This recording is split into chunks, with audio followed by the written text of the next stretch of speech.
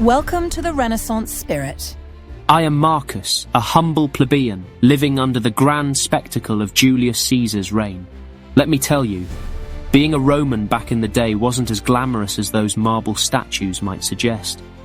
Sure, Caesar was hailed as a saviour by some pater patriae, the father of the fatherland they called him, but for folks like me, the common man, it often felt like we were just the backdrop in Caesar's theatre of power. Bread, circuses and the occasional riot were all that kept us entertained. You might think your daily scroll through X is overwhelming, but let me assure you, watching gladiators spill each other's guts for amusement had its own special kind of numbness. You can learn more about my story in my related video, but today I'm here to talk about how modern politics mirrors ancient Rome. Here we are, centuries later, and I see America in 2024 looking suspiciously familiar. Rome, in all its glory and dysfunction, is alive and well in your world. Oh, you modern folk, with your smartphones and your endless debates, I see so many of you walking the same path we walked, a path that led our republic into ruin. Back in my time, civic virtue? Oh, that was for the elites. Us plebeians? We were fed bread and told to stay quiet. Sound familiar? Let me take you on a little journey, a comparison, if you will, between the fall of my beloved Rome and the slow crumble of America today. If you think apathy wasn't the starting point for our collapse, think again. Rome wasn't built in a day, but boy, could it fall that fast if you weren't careful. So sit tight as we walk through a crumbling Senate, dysfunctional Congress, and the looming spectre of tyrants. Trust me, we plebeians have seen it all before. Funny thing, the moment the elites stopped caring about the civic responsibilities that bound us together, Rome was already burning. But first, let me tell you about how we Romans perfected the art of apathy, and how you're doing a pretty fine job yourselves today.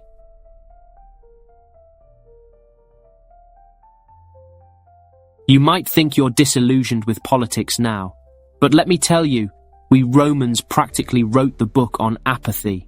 Back in the days before everything went to Hades in a handbasket, civic virtue. The idea that everyone had a role to play in the functioning of the Republic was something we used to pride ourselves on.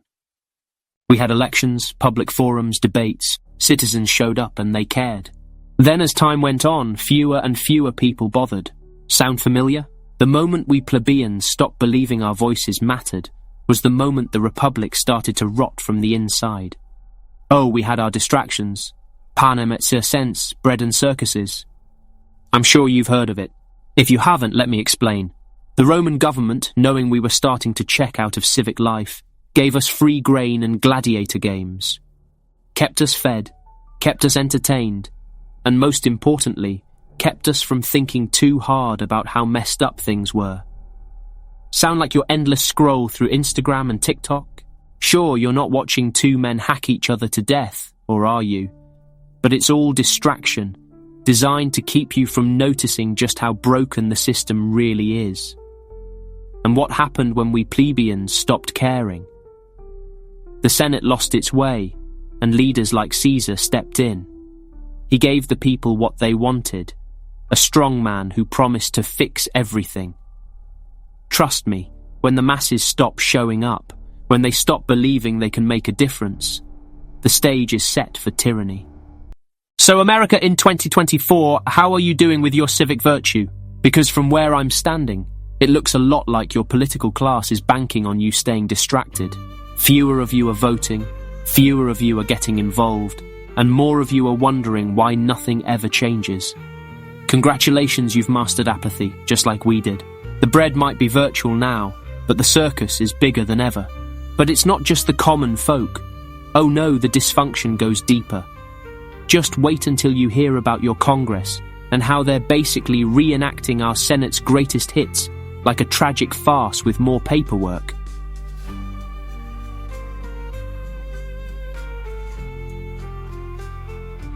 The Roman Senate, once the heart of the Republic, a place where the greatest minds debated the future of our state. Well, that's what they'll tell you in the history scrolls. But by the time I was around, it was less debate and more bickering. Senators fighting over who had the fanciest villa or who could line their pockets the fastest. Sound familiar? Watching the modern American Congress feels like déjà vu. The way you folks argue over budgets, bills, and petty personal vendettas. It's like I'm back in the forum, hearing senators argue about whether they could profit off the next war.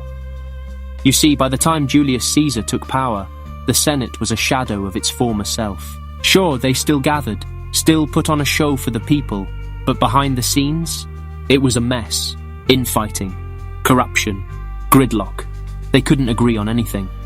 Personal ambition had replaced any sense of duty to the Republic. The big names Pompey, Crassus, and Caesar himself weren't interested in laws for the common good. They were more focused on who was going to wear the laurels next. I suppose some of your senators today can relate to that. When every vote becomes a power play and compromise is a dirty word, nothing gets done. The only difference is, back in Rome, the daggers came out a little more literally. I know you Americans like to romanticize democracy, but let's be honest. Your Congress has more in common with our late-stage Senate than you'd care to admit. Filibusters. Ha! We Romans had a version of that too, only our delays involved assassination threats. Personal feuds and political theatre kept the Republic paralysed. And just like in your Congress, it was the common people who suffered while the elites bickered. It all came to a head when Caesar, seeing the chaos, took matters into his own hands. He didn't have time for Senate squabbles. He had armies to lead, territories to conquer, and glory to claim. And the people? We didn't care. We were tired of the gridlock. We wanted anyone to take charge. And that's how tyrants rise, my friends. Which brings me to a certain someone in your modern day. A man you might have heard of, Donald Trump. But before we talk about modern strongmen, let's take a closer look at Caesar, the original populist. Spoiler alert, the comparisons might be a little too close for comfort.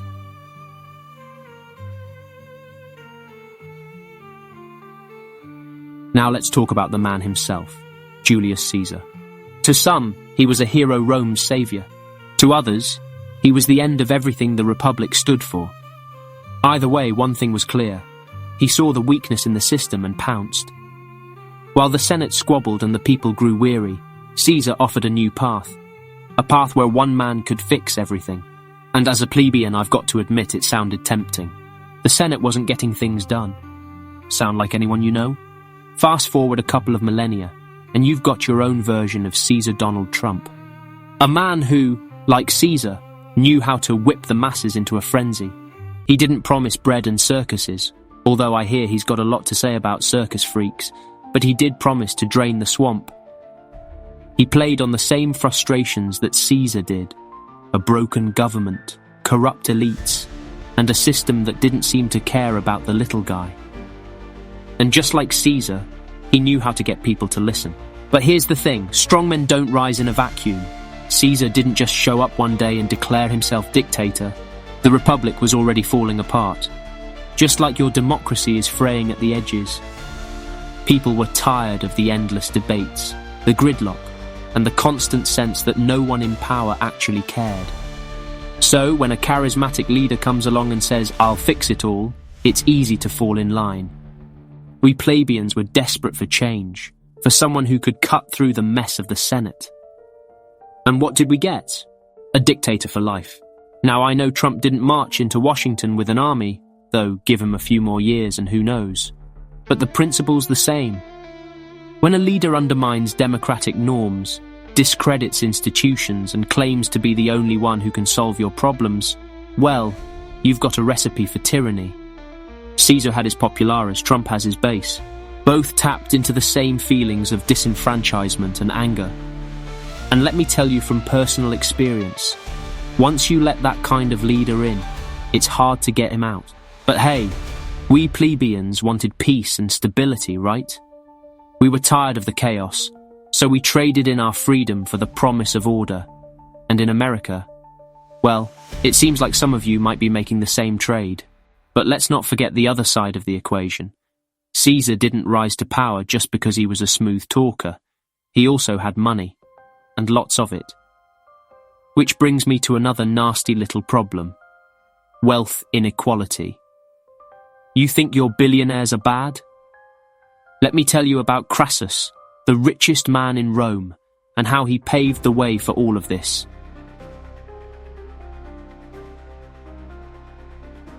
Ah, Crassus. Now there's a name that could make your modern billionaires look like street vendors. You think the wealth gap in America is bad? Try living in a Rome where one man, Marcus Licinius Crassus, controlled half the economy. He was so rich, he could practically buy the Senate, or, as we like to say, just casually invest in their loyalty. Now, what did that mean for us plebeians? It meant that while the elites bathed in marble baths and held feasts for days, we were struggling to afford a decent loaf of bread. Sound familiar? Look at your world now. A few billionaires own more wealth than entire nations, and they've got the power to influence everything from elections to policies. Like Crassus, they don't always need to sit in the Senate themselves. They just fund the politicians who will do their bidding. And who's left to deal with the consequences? Oh right, you me us, the plebeians. In Rome, the inequality created a deep divide. The elites, like Crassus, were obsessed with hoarding wealth and consolidating power. Meanwhile, the common people were left to fend for themselves in a system rigged against them. Eventually, the gap between rich and poor became so wide that it created an undercurrent of anger. The plebs were ready to revolt, except, of course, we were too distracted by Caesar's gladiator games to organize anything meaningful. And here's the kicker. When wealth is so unevenly distributed, it's not just the economy that suffers.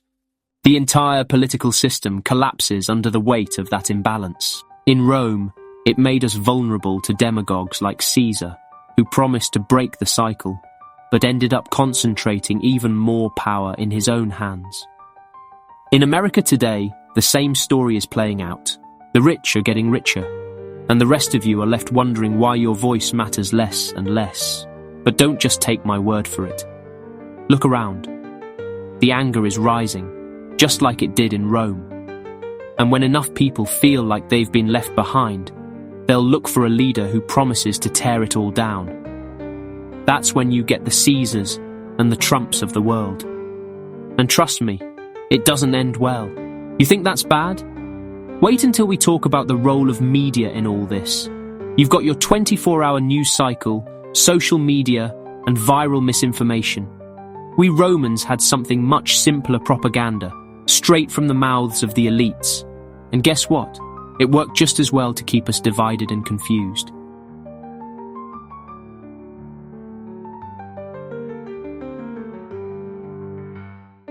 Ah yes, the media. You modern folk think you've got a monopoly on fake news, disinformation and propaganda. But let me tell you, we Romans were no strangers to the art of spinning a story. Back in the day, the ruling class had a tight grip on public perception, and we plebeians, we were fed the narrative they wanted us to believe. It wasn't Twitter or Fox News, but we had our own methods of mass manipulation. Caesar knew how to work a crowd, but even more importantly, he knew how to work the message. His victories in Gaul, they were turned into legends before he even set foot back in Rome. Word would spread through the streets, carried by his loyal supporters' pamphlets, speeches, murals. You'd hear that Caesar had single-handedly saved the Republic from barbarian hordes. Did anyone bother to question the accuracy? Of course not. We plebs were too busy being swept up in the patriotic fervour. Fast forward to 2024, and what do I see? Your media doesn't just serve the truth on a silver platter. It serves whatever keeps you clicking, scrolling, and arguing. It's sensationalism, bias, and manipulation, just like in my time, except now it comes in memes and sound bites. You've got cable news networks spinning stories to fit their political agendas, and social media platforms feeding you only what you want to see. The result? Just like us Romans, you end up divided, confused, and manipulated by those in power. Back in Rome, Caesar used the Senate's incompetence as his stepping stone to absolute power. He spread stories that painted him as the hero Rome needed, and the Senate as a bunch of corrupt old men clinging to their own interests. He wasn't entirely wrong, but the truth was twisted just enough to serve his ambitions. Sounds a lot like the way modern politicians leverage your media to undermine their opponents and bolster their own image, doesn't it? And just like in Rome, when the media becomes a tool for the elites, the common people suffer the most. We plebeians were easily swayed, easily distracted. The bread and circuses helped, but it was the propaganda that really sealed the deal. By the time Caesar declared himself dictator for life, most of us didn't even care anymore. We were too busy arguing about whatever version of the truth we'd been fed. So, America, in your age of mass media, where facts get lost in the noise and outrage is currency, are you really so different from us Romans? Your media may be digital, but the game is the same. Keep the people divided, keep them distracted, and they won't notice when their democracy starts slipping away. But I can't end this without offering some hope. After all, we plebeians, like you, wanted a better world. A world where civics, reason, and compassion could prevail. And while we may have lost our republic, you still have a chance to save yours. That brings me to the final part of our journey together, the grand outro, if you will. Let's talk about why you should care, why the Renaissance spirit matters, and how understanding history, from Rome to America, can help guide you toward a better future. You can still rewrite the story, but you'll have to stay awake for it.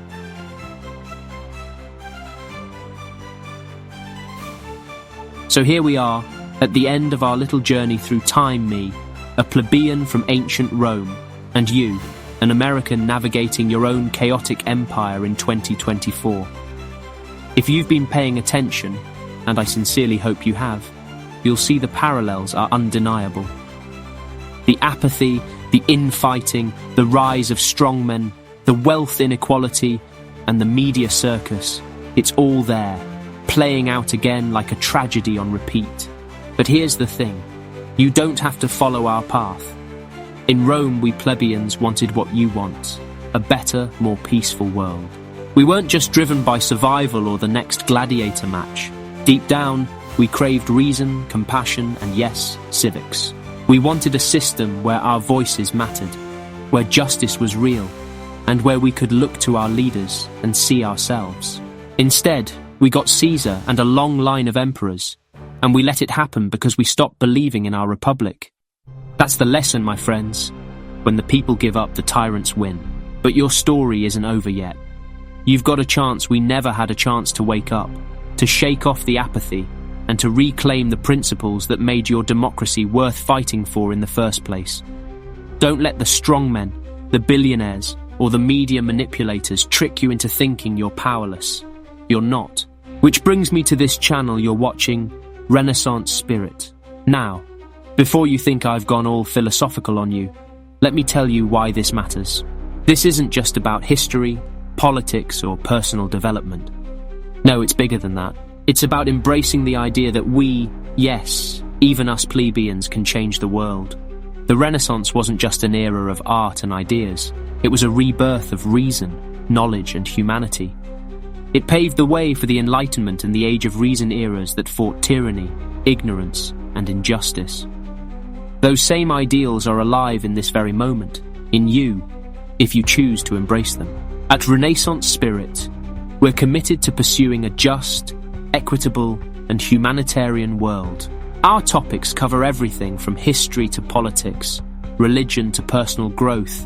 And yes, we take a deep dive into ancient Rome because, as you've seen, the lessons are timeless.